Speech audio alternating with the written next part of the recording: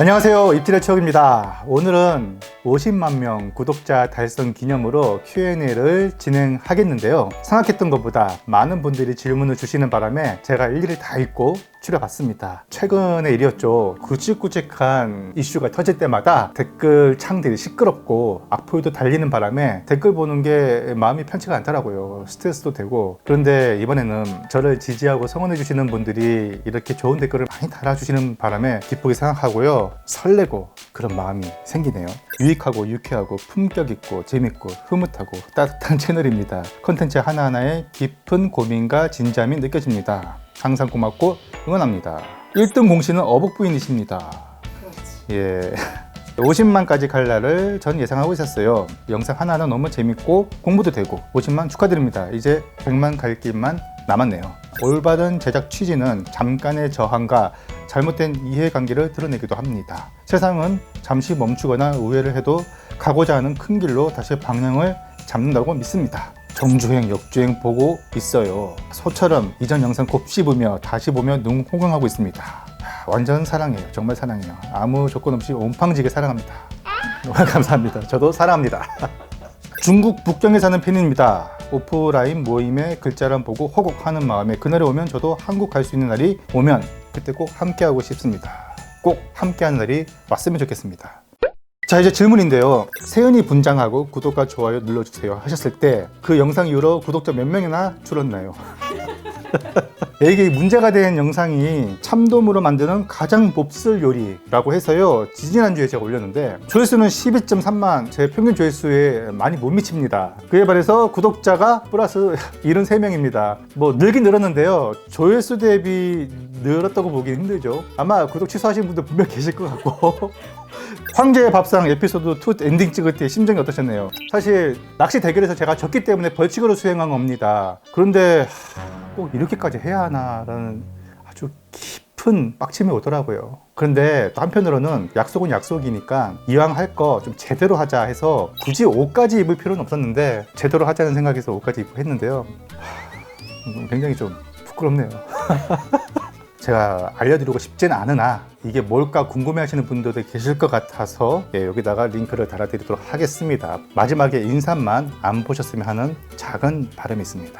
50만 축하드립니다. 입질의 추억 이름 짓게 된 경유가 궁금합니다. 2010년경에 티스토리 블로그를 개설하면서 이름을 고민했는데 그때 당시였나요? 살인의 추억이라는 영화가 흥행하고 있었던 터라 지하철에서 제 아내가 그러더라고요. 어차피 낚시는 입질이 있어야 하는데 입질과 살인의 추억을 결합한 입질의 추억은 어떨까? 바로 딱 이거다 싶더라고요. 그래서 그때부터 입질의 추억이라는 닉네임을 쓰기 시작했습니다. 입질의 추억님께서 가장 기억에 남으시는 입질의 추억은 어떤 장소에서 잡으신 어떤 어종일까요? 5, 6년 전이었는데 그때가 딱 이맘때였어요. 무려 크리스마스 이브 날에 낚시를 갔습니다. 당연히 아내가 허락을 해줬고요. 아내도 볼 일이 있어서 작은 처형네 집에 하루 이틀 묵기로 했었고, 저는 그때를 틈타서 무려 가거도, 우리나라 서남의 최남단이죠. 가거도라는 섬에 감성돔 낚시를 하러 갔는데 한 20-30명이 한 배를 타고 갯바위에 다 내려서 낚시를 했는데요,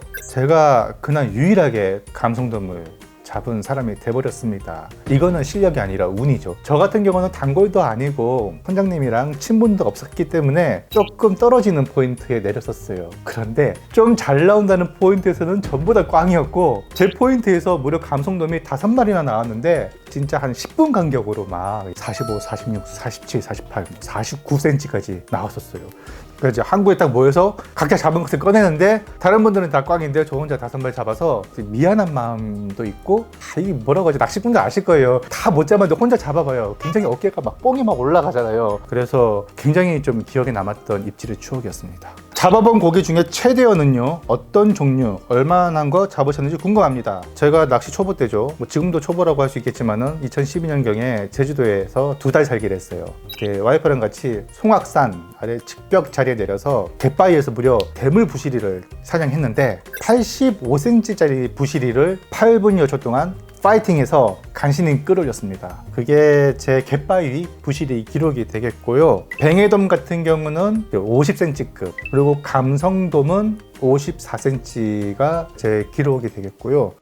가격은 다 똑같다는 가정하에 평생 하나만 먹을 수 있는 생선, 저는 눈보이대, 흔히 금태라고 하죠. 금태는 기본적으로 흰살 생선인데 바다 깊은 곳에 살다 보니까요, 사천에는 지방이 많이 껴있어요. 버터 같은 풍미, 고소한 맛이면서도 구이면 구이, 탕이면 탕, 심지어 밥까지 지을 수 있을 정도로 비린내도 좋고 아주 요리 활용도가 다양합니다. 코로나가 풀린다면 해외 컨텐츠 생각이 있으신가요? 예, 물론 있습니다. 이제 재래시장, 수산시장 위주로 제가 생각을 좀 하고 있는 게 있어요.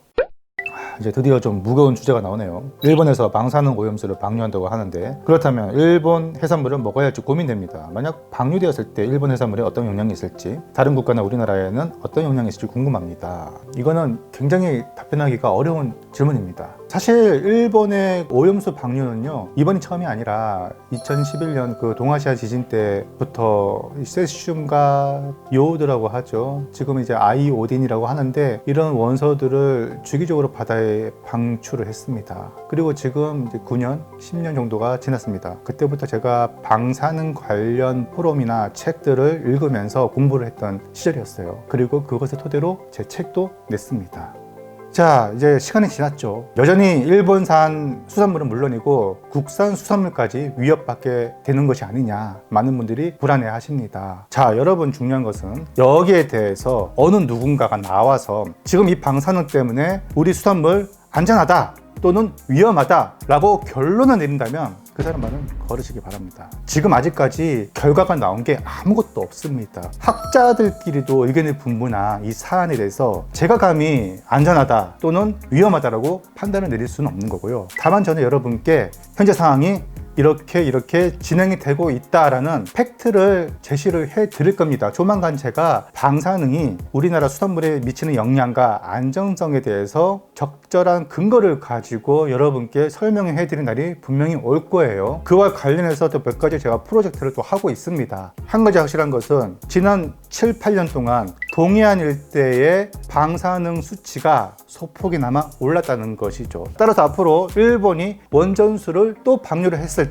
그 수치는 계속 증가하게 되겠죠. 물론 이 수치가 지금 당장 수산물을 먹으면 큰일 나 할 정도의 그런 수치는 아닙니다. 아주 미약한 수치지만 미약한 수치라도 올랐다는 게 중요한 거예요. 그나마 다행인 것은 태평양에 있는 이 엄청나게 방대한 이 바닷물이 그나마 이 오염수를 희석을 하고 있다는 것입니다. 예, 어떤 결과가 나올지는 조금 더 지켜봐야지 알 수 있을 것 같습니다. 물고기 많이 먹으면 수은 중독이 될 수 있다고 들었는데 제가 아는 게 틀린 건가요? 아니면 입질의 추억님께서 직업이나 유튜브 콘텐츠 때문에 그걸 감수하고 드시는 건가요? 해산물에 대한 수은을 걱정하는 것은 어제 오는 일이 아니고 충분히 있을 수 있는 그런 우려죠. 산업혁명 이후 강 하구에 많은 공장지대가 들어서고 거기서 쏟아내는 오폐수, 납, 카드뮴 이런 이제 성분들이 바다로 다량으로 흘러나감에 따라서 그 일대에 서식하는 저서선 생물이 가리비도 있을 수 있겠고요, 문어도 있을 수 있겠고 1차로 오염이 되고요. 그것을 먹이 사슬에서 계속 먹게 되면은 최상위 포식자, 상어, 고래 그리고 거대한 참치류 이런 것들은 조금씩 수분이나 카드뮴이 축적이 될 수 있겠죠. 그런데 우리가 평소에 먹는 것은 양식이고 또 자연산이라 하더라도요, 중금속이 축적이 되어 있는 정도가 기준치라는 게 있는데 그 기준치 이하입니다. 시중에 판매되는 모든 수산물은 중금속 검사를 마치고 유통이 되고 있고요. 몸무게가 55kg인 성인이 일주일간 내장을 포함한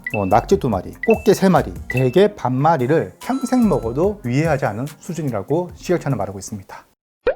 입질의 추억님이 선한 영향력을 가지고 수산업계 부조리를 고쳐나가셨을 때 가장 기억에 남는 것은 무엇인지. 이건 이제 제 티스토리 블로그인데요. 틸라피아 양식장 사태에 관하여 틸라피아의 두 얼굴, 대장균 초밥은 이제 그만, 수산시장 저울 눈속임, 소포제의 심각성, 뷔페에서 먹은 생선은 맛있었나요? 알려지면 곤란한 생선의 민낯, 감성돔이 사라지는 바다, 금어기를 정해야 한다라고 주장한 게 2015년이고요. 지금 굉장히 많은 것을 지적을 했었습니다. 원산지 표기 관리에서 의무화가 시행된 게 처음에 6종에 한해서만 시행이 됐는데 우리가 먹는 수산물이 도대체 몇 종인데요? 6종 가지고 시행합니까? 그래서 제가 이거를 줄기차게 제가 주장했더니 15종으로 늘어났고요. 이제는 수입산 냉동식품, 요거는 제가 평소에도 계속 주장하던 거였어요. 수입산 냉동을 가지고 회로 많이 먹는단 말이에요. 흑새치, 틸라피아, 판가시우스, 메기 등등이 있는데 정작 우리가 날로 먹는 이것에 대한 원산지 표기 의무화가 없단 말이죠. 그래서 뷔페나 결혼식장에서 원산지 표기를 안 했어요. 그런데 제가 그걸 줄기차게 주장을 해온 지금 이제 보니까 뉴스에서 이제는 냉동 수산물 배달 음식도 표기 의무화를 추진한다라는 기사가 떴습니다. 그리고 판가시우스 맥 같은 경우는 참맥이살이라는 이름으로 판매가 됐었는데 이렇게 유통업자들이 판매를 위해서 임의로 명칭을 바꾸는 이런 부분에 대해서도 제가 계속 지적하고 있거든요. 틸라피아도 도미살이라는 이름 붙이면 안 되게 해야 됩니다. 이렇게 상업 용도로 판매하기 위해서 제멋대로 이름을 개명하거나 바꾸는 이런 행위 자체도 앞으로는 제재를 가해야 돼요. 저울치기에 대해서도 8년 전부터 꾸준히 제기를 했는데 블로그를 쓸 때는 꿈쩍도 안 하는 것 같다만 유튜브에서 한번 대대적으로 이슈가 되고 나서 독자분들이 이런 말 많이 해주셨어요. 수산시장 갔는데 확실히 저울치기가 많이 사라졌더라. 0점을 잡아주거나 바구니 무게를 먼저 확인을 해주고 판매하는 상인들이 많이 늘었다. 굉장히 좋은 현상입니다. 칼럼니스트로 활동하면서 칼럼 중에 가장 잘 썼고 뿌듯하다고 느끼는 칼럼이 있으신가요? 이거 좀 어려웠어요. 왜냐하면 제가 칼럼을 진짜 몇천 개는 했는데 대표적으로 꼽자면은 한창 이제 후쿠시마 방사능 터졌을 때 쓴 건데요. 국산 고등어 방사능의 진실 정말 안전할까? 좀 오래됐지만 한번 읽어보시기 바라고, 고급 생선의 대명사 다금발의 실체 1, 2부 자료조사하는데 굉장히 힘들었어요. 아직도 많은 논쟁이 있는 그런 어종이지만 제가 정리를 했습니다. 이것도 한번 읽어보시길 권합니다. 입질의 추억님이 가장 애착이 가는 시리즈 궁금합니다. 저희 부부가 가장 애정하는 시리즈라고 한다면 입질의 추억이 힐링 낚시. 우리 꼬맹이 딸내미가 또 나오고 있는데요. 20, 30년 후에, 그때는 유튜브가 어떻게 될지 모르겠습니다만 지금의 영상을 보고 감회가 새로울 것 같아요. 우리 젊었을 땐 저랬지. 또 우리 딸내미도 성인이 되고 나서 어렸을 때 저런 영상 모습들을 보면서 어떤 생각을 하게 될지 굉장히 궁금해지는, 이게 또 다른 자산이 아닐까 하는 생각이 드네요. 어딘가 첫눈이 내렸다고 합니다. 첫사랑 얘기해주세요. 죄송한데 여기서 첫사랑 얘기하면 저 죽어요. 안 죽일게요. 죄송합니다. 넘어갈게요. 어복 부인님과는 어떻게 만나셨나요? 어복 부인과의 연애 썰이 궁금합니다. 어복 부인님과 첫 만남부터 결혼까지 썰 풀어주세요. 러브 스토리 궁금합니다. 무슨 사모님하고 어떻게 만나셨나요? 사모님 눈웃음이 매력적이세요. 네? 그래요? 한일 월드컵 끝나고 나서 2003년이면 제가 첫 직장을 가졌을 텐데 입사하자마자 또 그때 소개팅으로 소개를 받았던 것이 지금의 제 아내입니다. 만나면 만나볼수록 숨은 보석 같은 느낌이 들더라고요. 사람이 참 좋아 보이더라고요. 그래서 호감을 가지고 그때부터 자주 만나게 됐습니다. 어류 칼럼니스트라는 직업을 선택하신 계기가 궁금합니다. 이전엔 다른 직업이 있으셨는지, 어류 공부하신 방법도 궁금합니다. 일단 계기는요, 제가 바다 낚시에 빠지면서였어요. 사실 저는 나름 미대 출신입니다. 디자인을 전공했고요. 디자인 관련 직종에서 일을 하다가 미래가 좀 불안정하고, 당시 제가 우연히 바다 낚시를 접하게 됐는데 물고기 한 마리도 못 잡았는데 너무너무 재밌더라고요. 체질인가 봐요. 가만히 이렇게 찌르보고 있으면 이 세상 만사가 다 잊혀져요. 뭔가 마음이 정화되고 힐링되는, 그게 너무 좋아서 낚싯대를 사게 됐고요. 서울에 살기 때문에 주로 갔던 곳이라고는 이제 인천 앞바다, 대부도, 시야 방조제, 배 타고 나가서 하는 낚시가 아니라 이제 방파제에서 하는 거기 때문에 잡아야 요만한 거거든요. 이제 욕심이 생기는 거예요. 더 큰 물고기, 더 고급 어종. 그런데 그런 거 잡으려고 하면 남해로 가야 했습니다. 그때 당시 신혼이었거든요. 그래서 저희는 결혼하고 나서 5년 동안은 아이를 가지지 않았어요. 정말 동서남북 다 다녔었어요. 이제 낚시를 끝나면 회포를 풀잖아요. 그 중에는 경력 20, 30년짜리 베테랑 낚시꾼들, 낚시 가이드, 선장님까지 와가지고 책이나 인터넷에서는 알 수가 없는 그런 고급 정보들을 많이 듣게 돼요.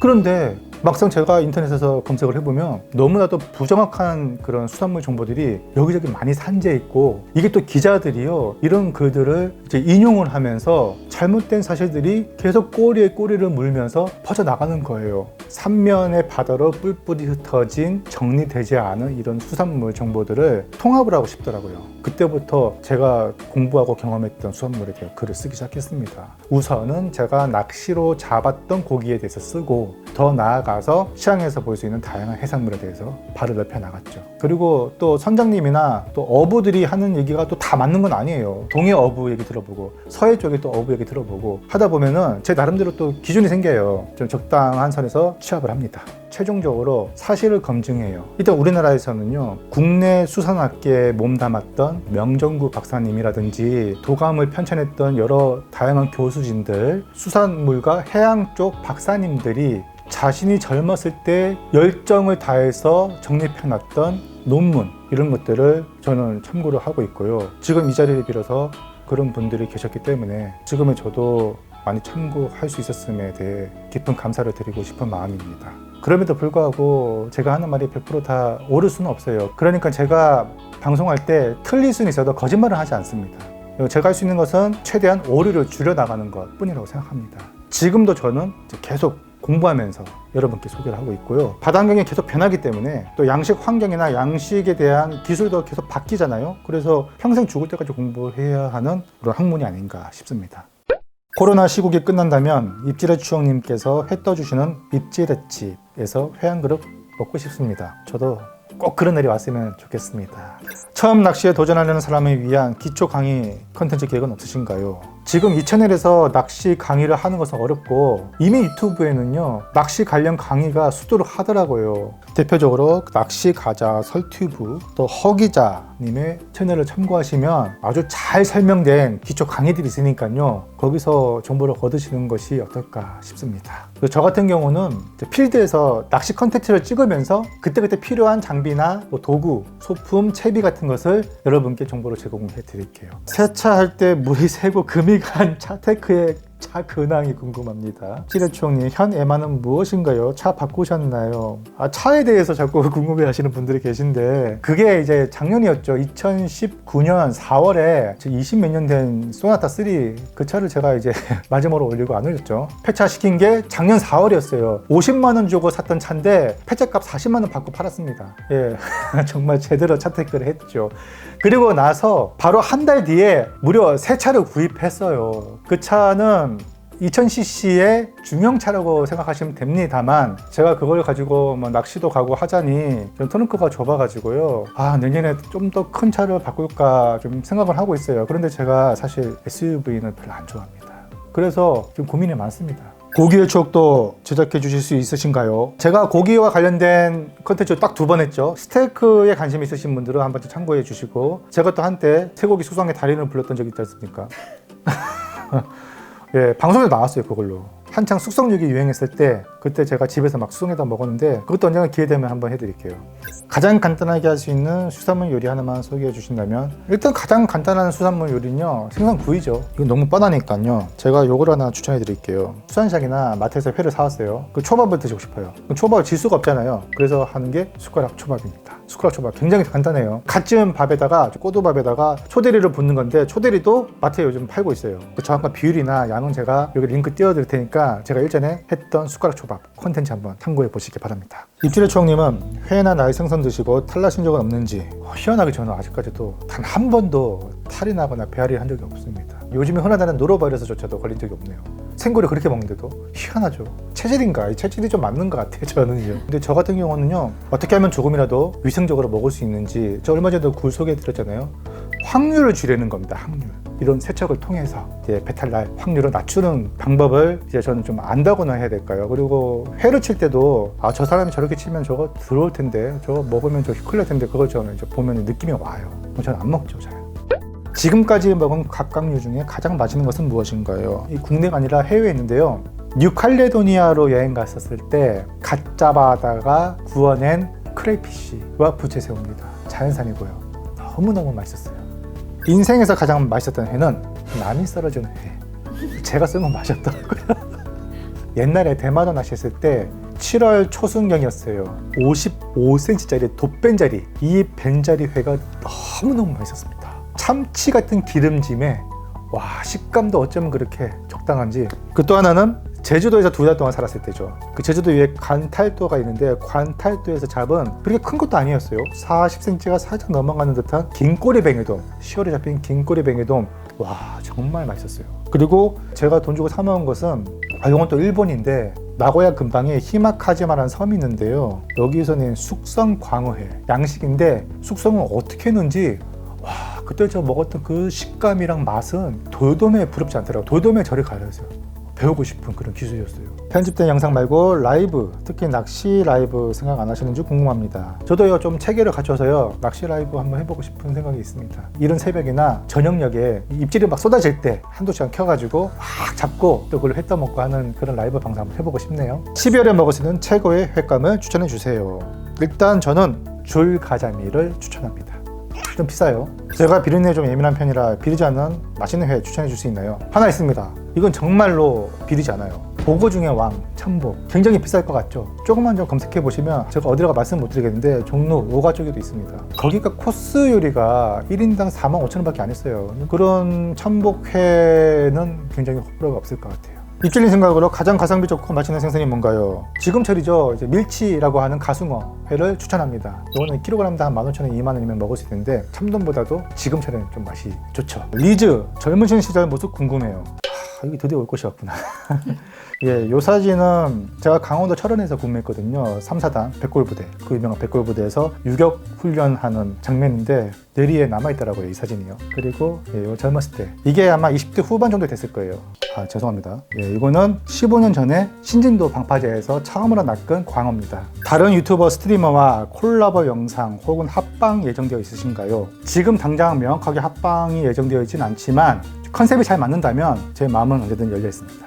구독자 애칭 만드실 계획이 있으신가요? 만들고는 싶은데 또 여기에 또 거부감을 느끼시는 분들이 계실까봐 되게 조심스러운 측면이 있거든요. 근데 이왕이면 저도 만들고 싶은 생각이 있습니다. 만약에 여러분이 생각했을 때 좀 적절한 애칭이 있다 그러면 댓글창에 남겨주시기 바랍니다.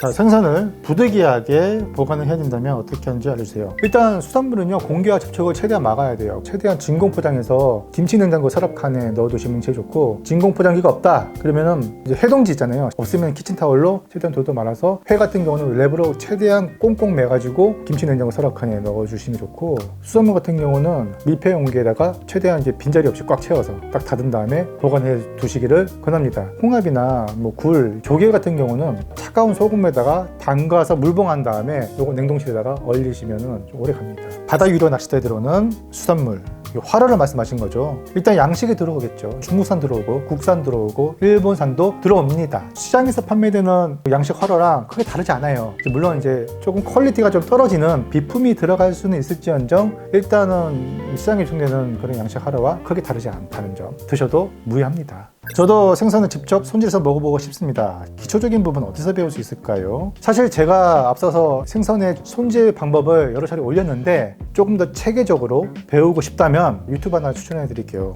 일식 조리 기술원이라는 채널이 있습니다. 이론부터 실전까지 어종별로 손질하는 방법이 아주 자세히 나와 있어요. 굉장히 도움될 겁니다. 그리고 가장 중요한 것은 경험입니다. 많이 떠봐야 돼요. 지난번 금태 관련 영상에서 빨간 물고기 종류별로 달아주시길 부탁드린 적이 있는데 종류가 되게 많아요. 일단 부산에서 빨간 고기라고 한다면 눈볼때죠. 눈볼때, 금태, 이제 홍감팽, 이것도 제가 소개를 했잖아요. 그 다음에 또 하나가 수입산 장문볼락이라는 어종이 있습니다. 주로 아이슬란드산인데요. 빨갛기 때문에 저거라고도 하고요. 근데 이게 수입산이고 냉동이다 보니까 금태의 맛에 비할 수도 없어요.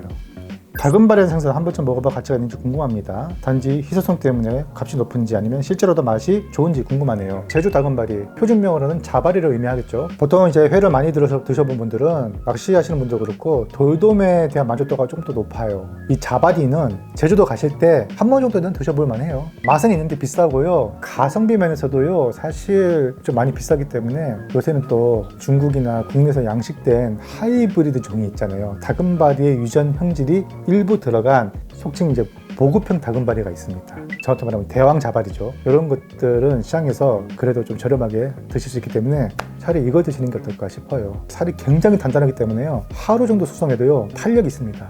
이런 거는 숙성해서 꼭 드시기를 바랍니다.